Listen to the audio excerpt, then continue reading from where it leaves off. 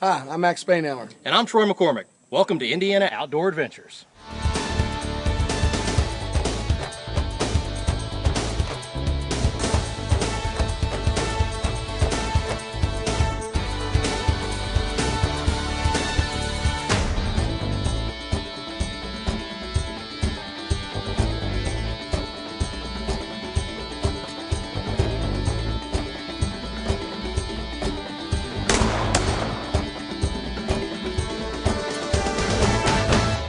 Indiana Outdoor Adventures is brought to you by Wind River Outfitters, Idaho's finest guide service; Voluforms, one of the Midwest's leading providers of print products and services; Maston's Deer Scents; Hillbilly Custom Game Calls; the Deer Age Tool app; Hunter's Safety System; and Fire Knock, the most advanced lighted knock.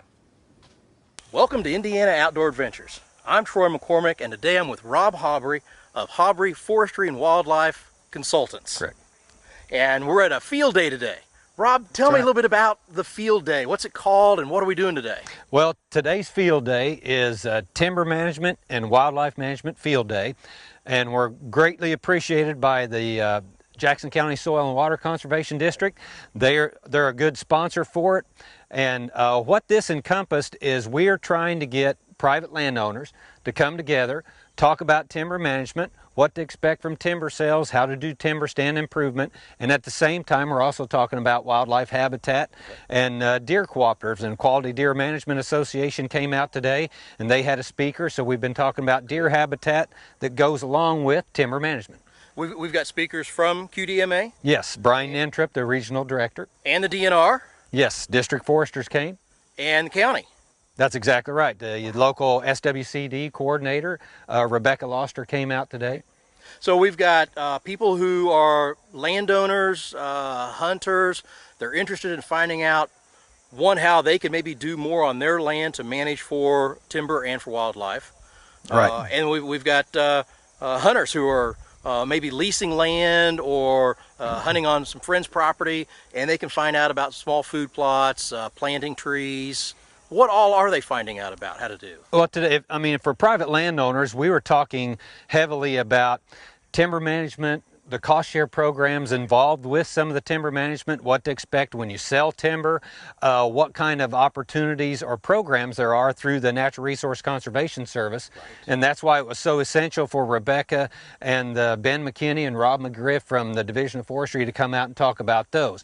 Now, from the hunter perspective, the guys who don't actually own land but are leasing or don't lease and hunt on their own property, we've talked a lot about food plots, about timber management in respective to acorn production, what has worked on our farm, what we have found that is successful, and what we have done that didn't work quite so well, just to give general landowners and people who hunt an idea of opportunities they might have to enhance their wildlife habitat. You know, I don't think a lot of people know that there are free programs that the DNR provides. That's right. There are tax incentives that landowners can take advantage of.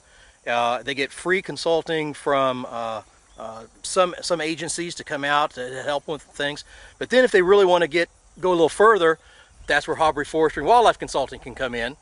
You can provide some advice as well as the work that they can do on the property. That's exactly right. The key to the district foresters and the government employees can come out and give you that advice.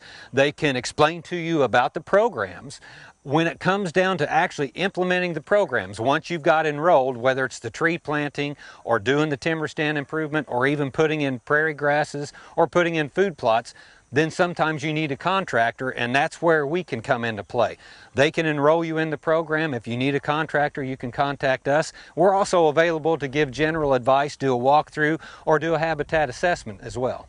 You know, food plots are a big thing right now, and just in the programs today I've been listening to talking about acorn production from certain trees, and you were talking earlier about soybeans and what kind of species worked one way and worked another way. And you know, a field day like this is a great opportunity to bring a large knowledge base in for the general public to ask some questions, find out some advice, find out where their resources are and the types of people that they can meet and work with. How long have you been doing this field day? This is actually our second field day at this farm. We had one a couple years ago in April, got rained out, but we had it inside. We still had a good crowd. The key to having the fall field day is usually it's cooler. We have different food plot varieties. The leaves are starting to turn in the woods. It's a really great time to be out, and we'd like to try to make this an annual thing because, you know, the knowledge of food plots and timber management and what has been successful on certain properties continues to grow, and if we can share that, the more people we can get involved in quality habitat management. Great. Well, I know we've got some experts to listen to, and we're going to follow along on some of the field trips, so stay with us, and we're going to go check out a little bit more of the Haubry field day today. Sounds great. Rob, thanks. Thank you. But my goal on planting these soybeans is to provide something that can be browsed heavily and produce a lot of protein for the deer, because they're a forage soybean. As the bean is browsed, when the deer take off one of those buds, for example, if they take this off right there at the stem, it's going to produce 3 more of these the next time. So as that bean gets browsed, it almost forms a bush instead of a tall soybean. And that's the whole idea of the forage soybeans. They're a little bit do what, Larry? What kind of beans? They're Eagle forage soybeans, Eagle beans. And they are grown specifically as a forage soybean. They're not grown to produce a lot of pods. They're grown to produce a lot of forage for the deer during the growing season. And that's why I plant them. Now they'll still have pods on them this winter. And so we had a half acre of these on a farm down in Washington County that we manage, and it was a plot just like this. We put up a containment cage of about 3 foot around it. The beans in the containment cage were waist high. The whole rest of the half acre of beans were this high. I mean, it looked like you took a lawnmower across them. The deer eat them down, and they really like them when they're really young. Now, you have to be really careful too, because if you get in areas like Washington County or Switzerland County or Dearborn County that have a very high deer density, a lot of deer per square mile, once you plant these, as they get about 6 inches tall, the deer will stay in there all night and eat. So on one of our plots down in Washington County, we actually had to put up plot saver fences to keep the deer out until the soybeans were knee high. Then we took the plot saver fence down and let the deer start to browse them. Because if you don't, the deer will eat them off before you can actually get some decent growth on them, and they'll actually eat their garden off before your objective time. So that's one interesting thing. But you can see that they're still producing pods, and so there'll be pods on there this winter. So that's something that we found out through trial and error. And last year I planted a crop called Imperial Whitetail Power Plant, which is a soybean pea mix in a half acre back here. And on this half acre over here, I planted Eagle soybeans. Now, I've always had good luck with power plant. There's not a thing wrong with that. But I had 3 deer trails going through the power plant into the Eagle soybeans. The Eagle soybeans were browsed down, and they didn't hit the power plant until almost that section of Eagle soybeans was gone. And that was a little bit of a testament to me that they really like these Eagle soybeans, and that's why I plant them. Voluforms is one of the Midwest leading providers of print products and services. We provide our customers with total business solutions for every office need. That includes full commercial color and black and white printing, forms management, logo wear, advertising items, and office supplies. We're more than a print shop. We're your printing and forms management specialist. Voluforms provides quality customer service. So give us a call or email us today and let us help you with your business solutions. If you've dreamed of a western big game hunt or a summer vacation, Wind River Outfitters, Idaho's finest guide service, offers exciting fully guided hunts for elk, mule deer, black bear, and mountain lion, as well as summer fishing trips in the Gospel Hump Wilderness area of central Idaho. Accessible only by foot or horseback, the area reserved exclusively for Wind River Outfitters provides exceptional hunting opportunities. You'll enjoy hunting on a whole new level. Visit www.windriveroutfitters.com for more information. If you own timberland or open land, Haubry Forestry Consulting specializes in timber sales, timber management, and wildlife habitat management for private landowners. We are also experienced with timber stand improvement, contract tree planting, and reforestation work.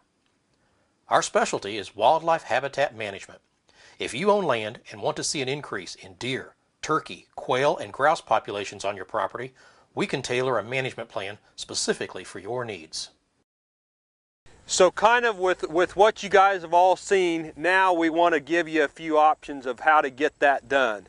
There is at times cost share through the NRCS, the Natural Resource Conservation Service. They will pay part of the cost of doing your timber stand improvement work, like what we talked about, the crop tree release work. There are also cost share programs that will pay for taking cropland that is especially along a creek or that type of area, along a riparian area, take that area out of production, and you can plant trees, you can plant natural areas, natural grasses, those type of things. So there are cost share funds that will do this. It will only pay part of the cost. It will not pay for the entire project. There are also projects that might help you with different food plots or something like that. Those are administered mostly through the wildlife biologist here. So just to kind of cover a few of the different cost share programs, one of the ones that we're using primarily right now is CRP. That's where you would take crop ground, take it out of production, and then plant trees to it, or plant a riparian buffer of just natural grasses, warm season grasses, that type of stuff. You will get, with the CRP program, they will pay part of the cost of establishing that cover, whether it be trees, whether it be grasses, that type of stuff. They will also pay you an annual payment for taking that crop ground out of production. So that's what makes CRP so good. But there are other programs. One other common program that we're also using right now is called EQIP. That is a program that would pay for stuff like the timber stand improvement work. It will pay for invasive species control, things like that. The EQIP programs and a lot of these other programs are programs where you will be ranked. They will pick out the highest ranking projects, the ones that will give the most benefits, and then they will fund those. So you will be competitive with other landowners who are qualifying for that cost share. And so then if you are selected, then they will cost share on your project. There is also programs like the WRP, the Wetland Reserve Program, where you're taking wetland areas, bottomland fields and that type of thing, taking them out of production. And then typically you're going to plant trees or that type of permanent cover onto those areas, but they will also pay you for that. Those are the typical cost share programs. But I tell you this, I would encourage you to figure out what you want to do. So if you have open areas and you want to manage them for wildlife, you may also want to check with your wildlife biologist. He may not be able to provide you cost share funds, but he might be able to provide you seed. And he might say, well, here's the mix of seed that we have. It may not be forage beans like this, but it may be a mix of sunflowers, corn, milo, that type of thing. The other place that I've also seen some cost share funds come from, there's a Partners for Wildlife program that's administered through the U.S. Fish and Wildlife Service. They sometimes have cost share funds that would pay for different types of projects, tree planting, maybe invasive species control, other types of wildlife habitat, that type of thing. Also, depending on where you live, there are different wildlife or different watershed projects. Those watersheds would be to improve the water quality of the White River or whichever watershed you might happen to be in. But they may also have cost share programs that would help improve that water quality. But you guys can use those cost share funds too to again plant trees, riparian buffers that would filter that water before it gets into the watershed. Maybe some fencing projects. If you happen to have livestock, they might pay for part of the cost to fence that off. The other place that you might also look for a little bit of cost share funds for too would be the different wildlife partners like Quail Unlimited, the National Wild Turkey Federation. Sometimes those people would also have a little bit of cost share funds or at least technical assistance that would help you. Voluforms is one of the Midwest leading providers of print products and services. We provide our customers with total business solutions for every office need. That includes full commercial color and black and white printing, forms management, logo wear, advertising items, and office supplies. We're more than a print shop. We're your printing and forms management specialist. Voluforms provides quality customer service. So give us a call or email us today and let us help you with your business solutions. If you've dreamed of a western big game hunt or a summer vacation, Wind River Outfitters, Idaho's finest guide service, offers exciting fully guided hunts for elk, mule deer, black bear, and mountain lion, as well as summer fishing trips in the Gospel Hump Wilderness area of central Idaho. Accessible only by foot or horseback, the area reserved exclusively for Wind River Outfitters provides exceptional hunting opportunities. You'll enjoy hunting on a whole new level. Visit www.windriveroutfitters.com for more information. Cave Country Canoes, located in the heart of Indiana's Cave Country, offers a variety of canoe rental trips from half-day outings for beginners to 2-day adventures for the more experienced enthusiast. Our canoe trips follow the gently meandering Blue River through the wooded hills of southern Indiana. Abundant wildlife and great fishing opportunities abound. Go to cavecountrycanoes.com for more information about our canoe and kayak trips. Your next adventure is just a paddle away. Hillbilly Custom Game Calls, offering the finest and precision-made diaphragm mouth calls for wild turkey hunting. Each call is handmade and gauge stretched for exact tension each and every time. Select from double and triple reed calls like you've never heard before. We also have an assortment of handmade wood box calls, glass and slate top pot calls, and predator calls that will make us your source for all of your custom game call needs. Look for us online at www.hillbillygamecalls.com.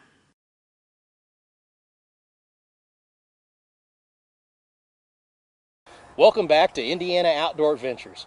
I'm out hunting today with Jonathan Ferris and his son Hunter, and we've had a success this morning. Jonathan, congratulations on shooting a nice big doe. Thank you. And what we'd like to do is take a few minutes and just kind of have you walk us through the way that you teach in your venison workshops how to field dress a deer.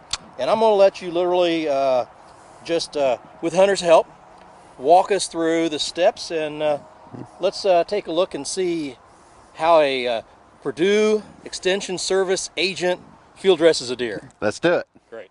Of course, we found our animal, and first thing I always do is I start working on this end, and what I'm going to show you is I'm going to core out the anus.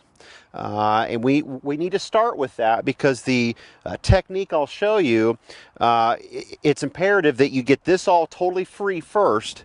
Then we're going to go up here and work from the front of the animal backwards and take everything out in one fell swoop, if you will. What we're going to do, and actually, Hunter, why don't you do this, if you would, come back here, hold the leg up for me. Okay, just makes it makes it a lot easier if you have a friend to help you. There's a flap of skin here, and people get really nervous about messing around back in this area, that they think that they'll screw it up somehow. But what you have to keep in mind is that the anus is basically a tube that lies within a ring of solid bone. So you really can't screw it up. If you take the knife and stick it in and just work your way around that ring of bone, you'll free that whole thing up. But I'm going to start here. And I'm simply going to grab a hold of here.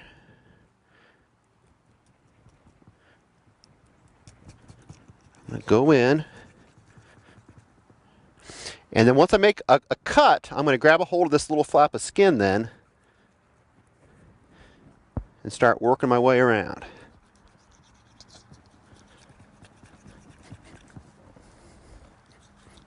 Okay. Now, if you can see, this is basically a straw or a tube now, but it's still a little bit tight in there. There's still some things attaching it. So I'm going to hold that, and take my knife as far in as it'll go. Now there's a little bit of bladder. You can see that white little thing bulging out there. Okay, so we're going to be a little careful with that.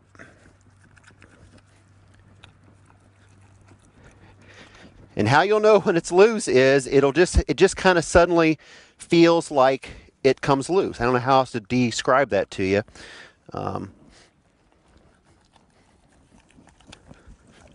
Okay, that seems pretty loose.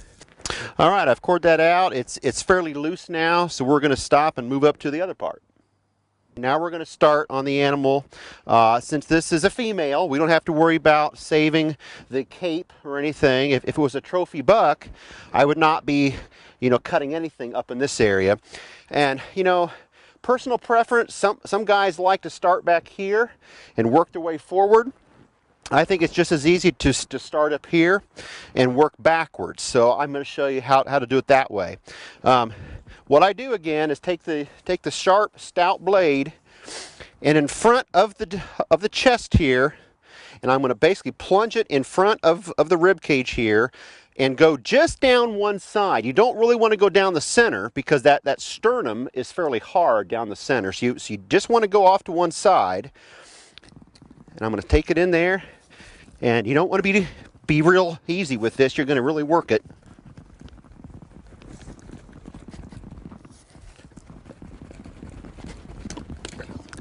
Okay, like I said, this is an older doe, so that's fairly harder bone there.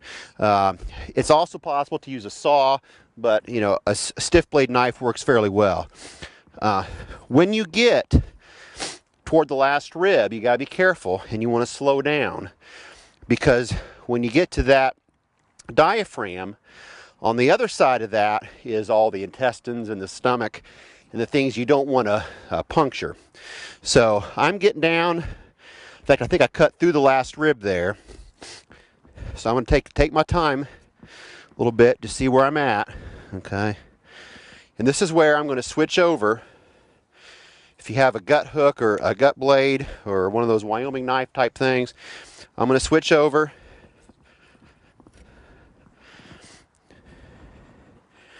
Yeah, and see, I did nick it there. Just barely. So we're going to be careful. And all you're doing is taking the tip of that blade and getting it just underneath the skin. You're going to unzip it backwards. Okay. Now, one word on this doe. If I would have harvested her in early October, she probably would have had a fairly full mammary system back here. And I would want to cut that out. In fact, I would do that after I core the anus out. I would simply grab a hold of that skin and the little pouch there, and with my knife blade, simply fillet it out. Okay, this one is dried up. She's lost her fawns now for a while. Either that or she never had fawns, but she is totally dry, so there really isn't anything to remove back there now. So, like I said, we're working our way back, trying to be careful, just letting this slide under the skin. And since she has no mammary system, I'm not going to remove that. Okay, I'm going to stop there.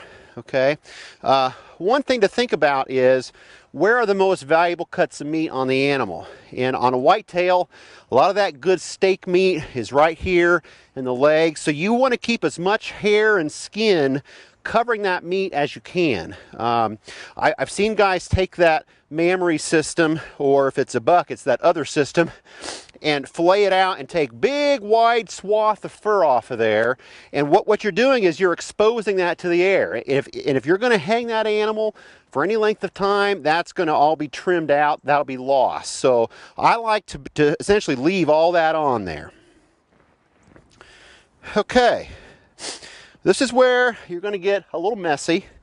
You come back up to the front here, and I have this rib cage separated. I'm going to take my knife and switch it back, but I'm going to reach up here as far as I can towards the front of the throat, and as you reach in, you'll feel a hard cartilaginous tube. Okay, that's the trachea, and right next to it you'll feel kind of a soft tube, and that's the esophagus.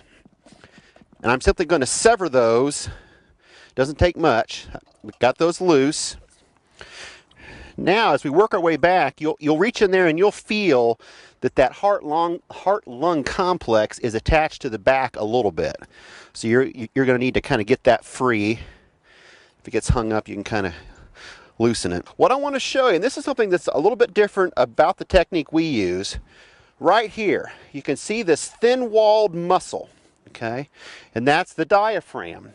That separates the heart-lung complex from everything else.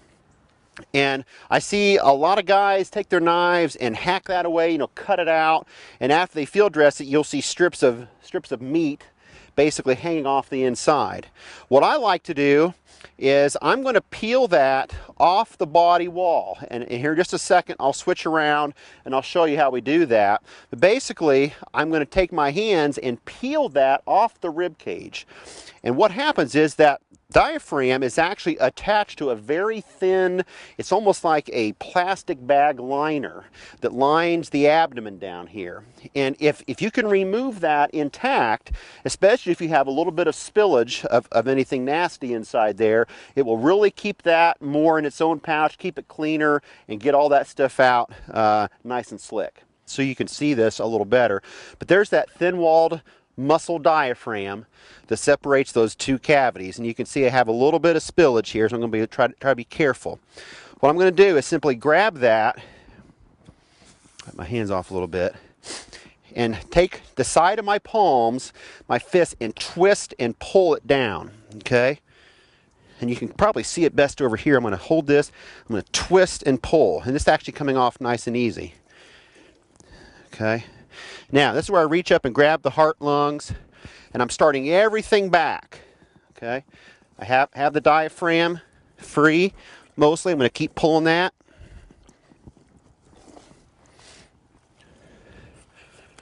So I get all this started out, okay? Now, can you see that plastic? I call it plastic. I'm sure there's a nicer term for that. But it's essentially peeling off that inside wall. Now, that came out a little quicker than I wanted, actually. I was hoping to talk about it and show you, but all that stuff from inside, I just pulled out.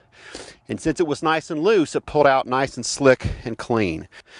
Once again, just kind of want to re-illustrate, since we started at the anus and got that little plug loose, and then we went back to the front, severed the trachea and esophagus, what we've done is loosened both ends. And so as we worked our way back in one fell swoop and one good pull, this pulled out from the inside and everything came out in one nice slick motion. Join us again next week, right here on Indiana Outdoor Adventures.